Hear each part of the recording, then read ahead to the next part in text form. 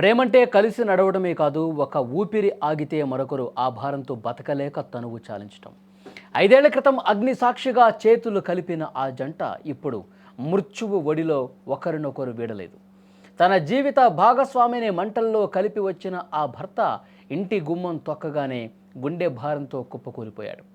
తన భార్య చితి మంటలు ఆరకముందే ఆమె వెంటే తాను అనంతలోకాలకు ప్రయాణమయ్యాడు. ఆ ఇంట్లో దీపం ఆరిపోయింది. ఆ ఊరిలో విషాదం గడ్డకట్టింది.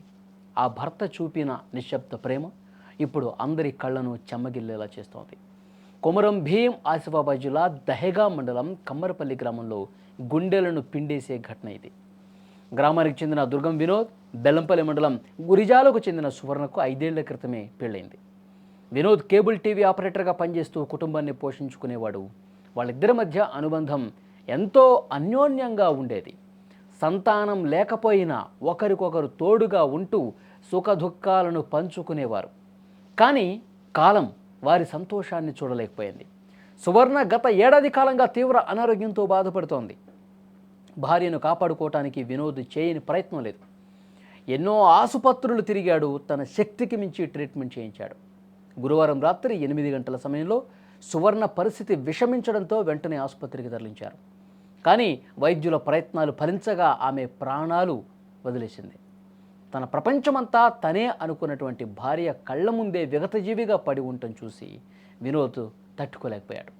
శుక్రవారం ఉదయం బరువెక్కిన హృదయంతో వినోద్ తన భార్య అంత్యక్రియలను పూర్తి చేశాడు. ఆమెను మట్టిలో కలిపి గుండె నిండా శోకంతో ఇంటికి తిరిగి వచ్చాడు. కానీ భార్య లేని ఆ ఇల్లు అతనికి నరకంలా కనిపించింది. ఇంట్లో అడుగుపెట్టిన కొద్దిసేపటికే ఒక్కసారిగా కుప్పకూలిపోయాడు వినోద్.